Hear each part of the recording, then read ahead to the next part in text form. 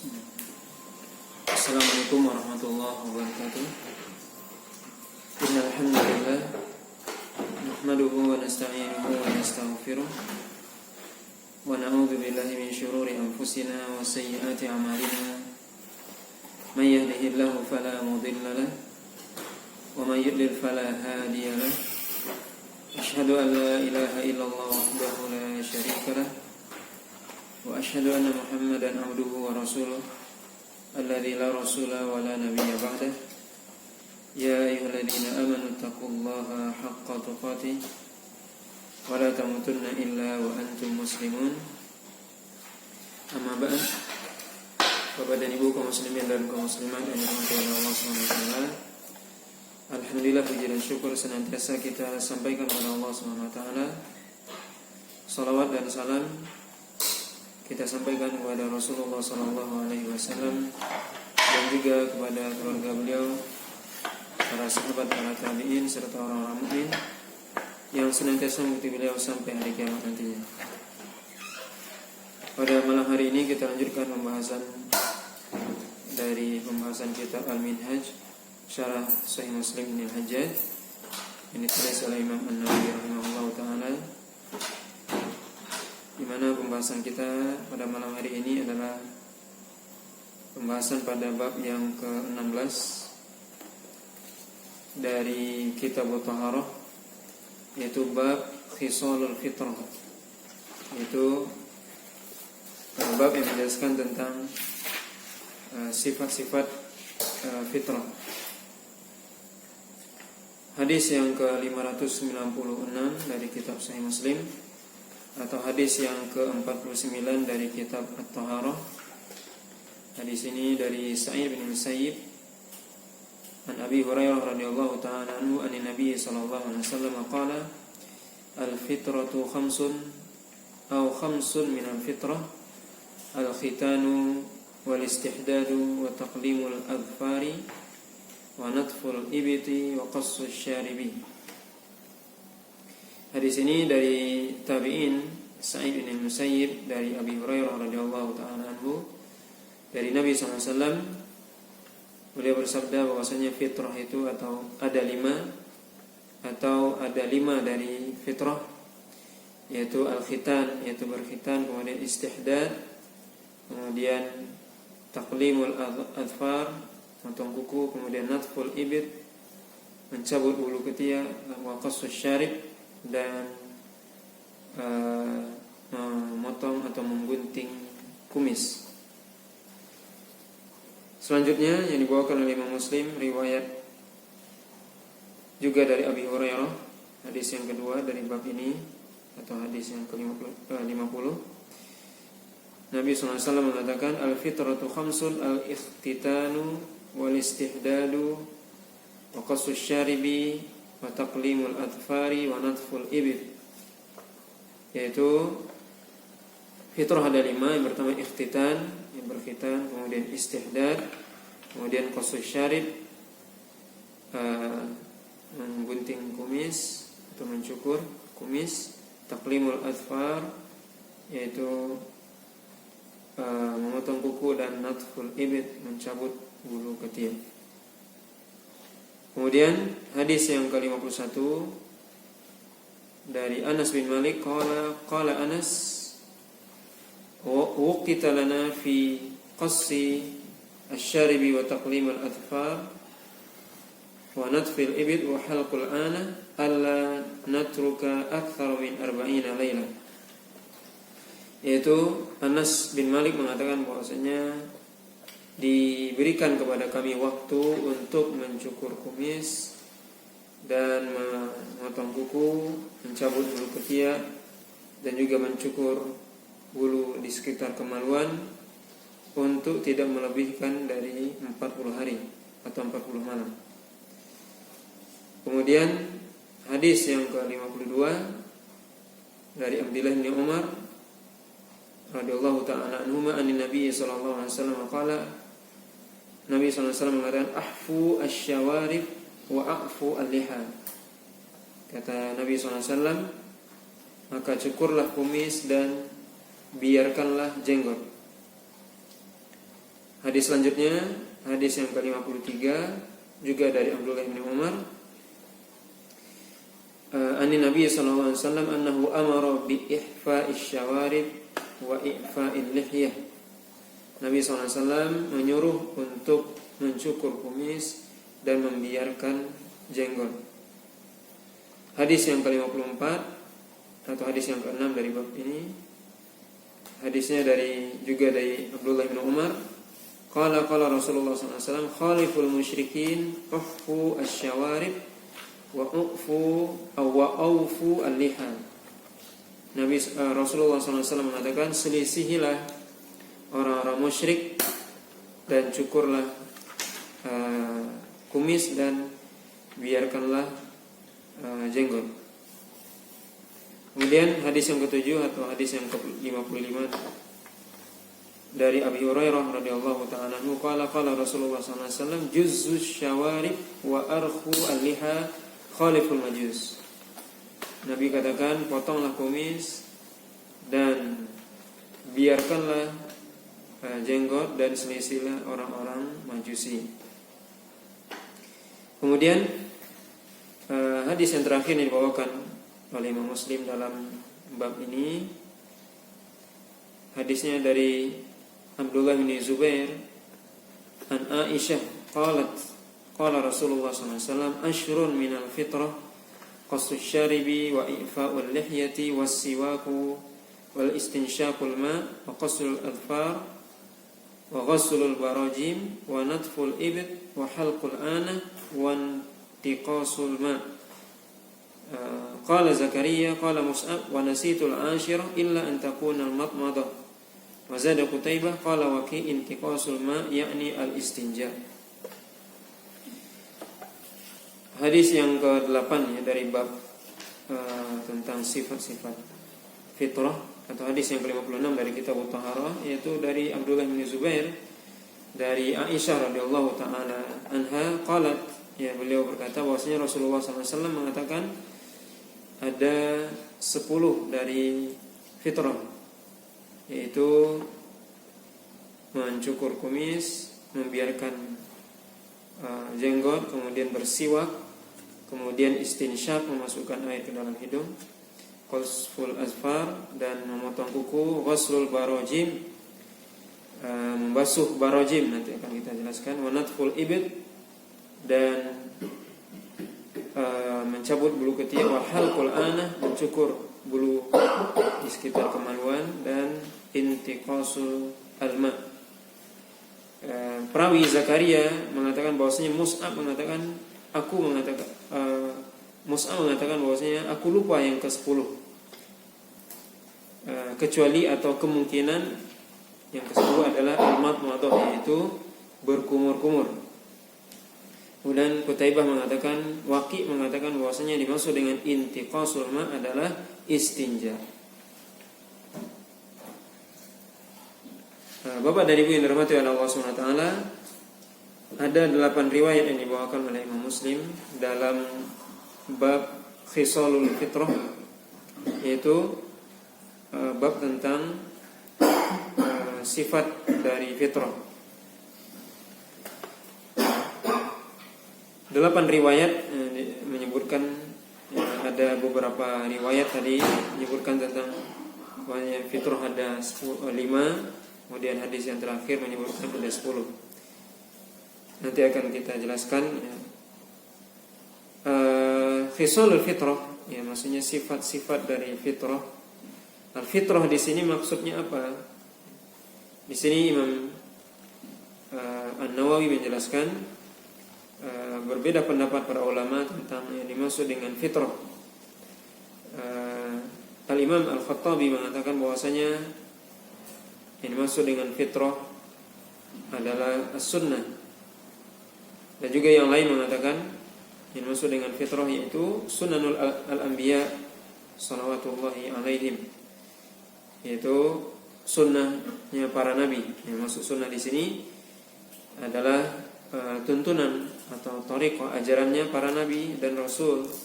Dan juga dikatakan yang maksud dengan fitrah di sini adalah ad-din. Maka yang dimaksud dengan fitrah di sini adalah ajaran dari Islam itu sendiri, atau ajaran dari para nabi dan rasul yang mesti diikuti oleh umatnya. Ini yang dimaksud dengan fitrah. Ketika Nabi mengatakan al-fitratu khamsun, fitrah itu ada 5, yaitu di antara ajaran Nabi, di antara ajaran agama itu ada 5. Dan para ulama menjelaskan, Imam Nawawi dan juga yang lainnya mengatakan bahwasanya ketika Nabi mengatakan fitrah ada 5 ataupun fitrah ada 10, bukan berarti maksudnya pembatasan. Artinya fitrah itu hanya 5 saja atau 10 saja, tidak. Tapi ini disebutkan hanya untuk menyebutkan bilangan, bukan untuk pembatasan. Kemudian kita akan bahas satu-satu ya. Pertama, al-khitan tadi disebutkan. Al-khitan di sini berbeda pendapat para ulama. Pertama, Imam Syafi'i mengatakan bahwasanya khitan itu adalah wajib. Dan pendapat Imam Syafi'i adalah wajib bagi laki-laki dan perempuan. Dan juga sebagian ulama yang lainnya. Sebagian ulama yang lain mengatakan sunnah. Yang tadinya Imam Malik dan juga yang lainnya. Dan sebagian ulama juga mengatakan bahwasanya wajib bagi laki-laki, sunnah bagi wanita. Maka yang dikatakan khitan ini adalah ya, menurut Imam Syafi'i, mazhab Syafi'i sendiri adalah wajib ya, wajib bagi laki-laki dan juga bagi perempuan. Kemudian Imam Nawawi menjelaskan,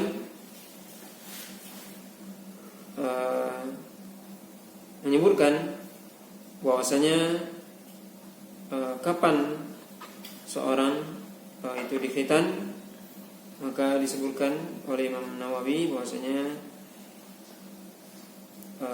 di antara mazhab para ulama jumhur ulama Syafi'iyah bahwasanya dianjurkan atau dibolehkannya khitan ketika masih kecil, dan juga ada pendapat yang mengatakan bahwasanya ketika umur bayi atau anak itu 7 hari dari kelahirannya. Maka yang penting di sini disebutkan bahwasanya dikhitan sebelum dia balik ya, terutama tentunya adalah laki-laki, karena ini berkaitan dengan istinja atau taharah, yang itu merupakan syarat dari sah salat. Kemudian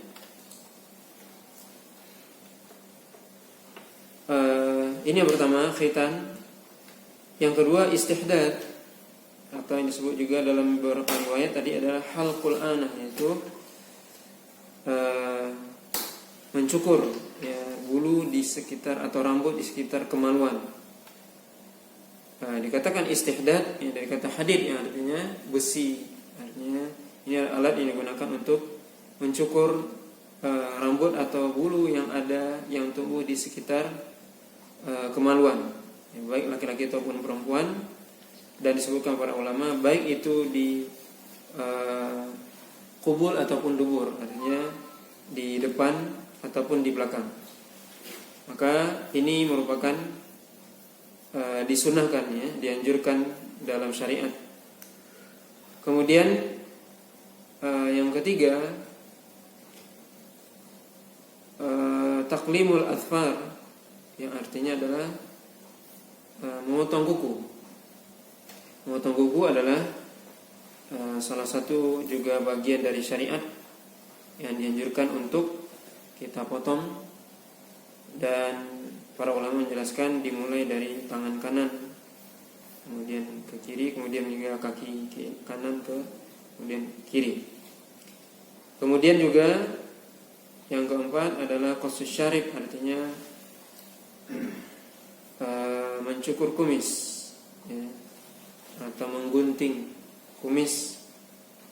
Maka dalam hal ini dianjurkan bagi kita, ini tentunya bagi laki-laki, untuk mencukur kumisnya. Dan di sini memang ada dua pendapat para ulama di sini. Sebagian ulama itu melarang untuk mencukur kumis itu sampai habis. Ini adalah pendapatnya Imam Malik. Dan sebagian ulama lain yang memberikan pilihan. Tapi asalnya adalah qassus syarib, artinya memotong, memotong dari kumis kita, dan dikatakan bahwasanya jangan sampai melewati bibir atas, maka ini yang dianjurkan. Maka Imam Nawawi di sini menjelaskan bahwasanya dilarang. Sebagian ulama seperti pendapat Imam Malik bahwasanya dilarang untuk mencukur habis kumis, tetapi yang diperintahkan adalah untuk merapikan atau memotongnya. Kemudian i'fa'ul liha atau lihyah, yaitu i'fa itu artinya adalah membiarkan. Di sini disebutkan oleh Nabi SAW beberapa riwayat, dibawakan oleh Imam Muslim, afu, aufu, arhu, arju, dan wafiru. Itu artinya 5 riwayat atau 5 perintah yang artinya berdekatan. Artinya adalah tinggalkanlah atau biarkanlah jenggot, biarkanlah jenggot, dibiarkan dan tidak boleh dicukur atau apalagi dicabut. Dan di sebagian riwayat tadi disebutkan khaliful majus, yaitu selisihilah orang-orang majusi. Dan juga sebagian riwayat mengatakan khaliful musyrikin, yaitu selisihilah orang-orang musyrik. Maka membiarkan jenggot atau memelihara jenggot ini termasuk syiar dari seorang muslim. Maka seorang muslim mestinya dia membiarkan jenggotnya atau memelihara jenggotnya. Laki-laki itu adalah salah satu pembeda antara laki-laki dengan perempuan. Maka laki-laki ada jenggotnya dan dia biarkan ketika tumbuh, tidak dia cukur atau tidak dia cabut. Dan ini juga menyelisihi orang-orang majusi atau orang-orang musyrik. Kemudian istinsyak. Istinsyak artinya sudah kita jelaskan dalam babul wudu, yaitu memasukkan air ke dalam hidung, kemudian istinthar, mengeluarkannya dari hidung. Maka istinsyak dan istinthar ini disyariatkan dan disunahkan. Kemudian ghuslu al-barajim tadi disebutkan, yaitu membasuh. Barajim itu artinya adalah, mungkin bisa diperhatikan ke sini, ada bagian lekukan yang ada di setiap jari kita. Ini namanya barajim dalam bahasa Arab. Nah, ini biasanya kadang ada mungkin kotoran dan sebagainya. Maka ini dianjurkan untuk dibersihkan. Lekukan-lekukan yang ada di asabi, artinya asabi itu adalah jari kita. Itu dianjurkan untuk dibersihkan. Termasuk juga di sini para ulama menjelaskan, Imam Nawawi menyebutkan masuk dalam hal ini juga lekukan-lekukan yang ada misalnya di telinga kita. Termasuk juga adalah kotoran yang ada di telinga dan juga kotoran yang ada dalam hidung, yang bisa jadi bersumber karena keringat ataupun debu dan sebagainya. Maka ini semua dianjurkan untuk dibersihkan. Kemudian intiqasul ma. Intiqasul ma ini maksud di sini adalah seperti tadi disebutkan, ditafsirkan oleh Waqi, salah seorang perawi, disebutkan maknanya adalah al-istinja. Kita sudah jelaskan istinja yaitu bersuci dengan menggunakan air, yaitu membersihkan tempat kubul dan dubur dengan menggunakan air, itu disebut dengan istinja. Kemudian as-siwak. Ini sudah juga kita jelaskan as-siwak pada bab sebelumnya. Nah, ini semua adalah 10 khisal fitrah, yaitu hal-hal yang berkaitan dengan fitrah. Dan kalau kita perhatikan ini semua berkaitan dengan kebersihan. Ya, kebersihan badan kita, kebersihan tubuh kita. Dan ini menunjukkan bahwasanya Islam adalah agama yang bersih dan menganjurkan untuk menjaga kebersihan. Kita bisa lihat bagaimana Islam menyuruh kita untuk menjaga kebersihan diri. Dan ini sempurna ya, agama kita yang mensyariatkan, kita bisa lihat mensyariatkan khitan, ya, kemudian istinsya, kemudian istinja. Itu semua adalah syariat yang sangat mulia. Kalau kita lihat di agama yang lain tidak ada seperti itu. Tapi bisa kita lihat bagaimana Islam mengatur sampai hal seperti ini. Itu dijelaskan oleh Nabi SAW. Bagaimana kita dianjurkan untuk membersihkan. Termasuk tadi mungkin ya lupa sebutkan juga ya, natful ibid, artinya mencabut bulu ketiak, ya, mencabut bulu ketiak, dega. Ini juga dianjurkan. Kemudian taklimul azfar tadi juga itu memotong kuku ya. Ini semua adalah dianjurkan ya dalam Islam. Bagaimana kita bisa melihat di sini Islam adalah agama yang sempurna yang menjaga kebersihan, baik kebersihan jasmani atau jasad dan juga kebersihan hati.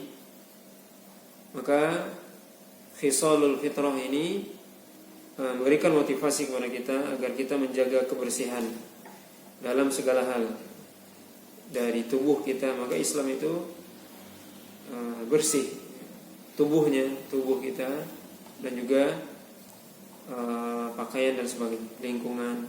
Ini makanya Nabi SAW mengatakan at-tuhuru syatrul iman, bahwasanya kebersihan itu adalah sebagian dari iman. Kebersihan adalah sebagian dari iman. Maka hendaknya seorang muslim dia menjaga kebersihan dirinya dan ya berusaha untuk bersih. Dulu gitulah umat Islam yang berbeda mungkin dengan syariat yang lainnya yang tidak mengajarkan kebersihan kepada umatnya. Tapi Islam itu mengajarkan ya kebersihan. Dan ini semua kita lihat, kalau kita perhatikan adalah secara akal saja ini adalah suatu hal yang sangat masuk akal. Artinya kalau kita lihat bagaimana kita perintahkan untuk memotong kuku dan sebagainya, ini secara manusiawi atau secara naluri manusia ini adalah suatu hal yang tidak bertentangan. Makanya Islam adalah agama yang ya sesuai dengan ya fitrah manusia ataupun sesuai dengan naluri manusia. Dan salah satu faedah ya, dari Nabi SAW menganjurkan ini, di samping ini sebenarnya merupakan suatu hal yang sebenarnya sesuai dengan naluri kita, insting manusia yang menjaga kebersihan.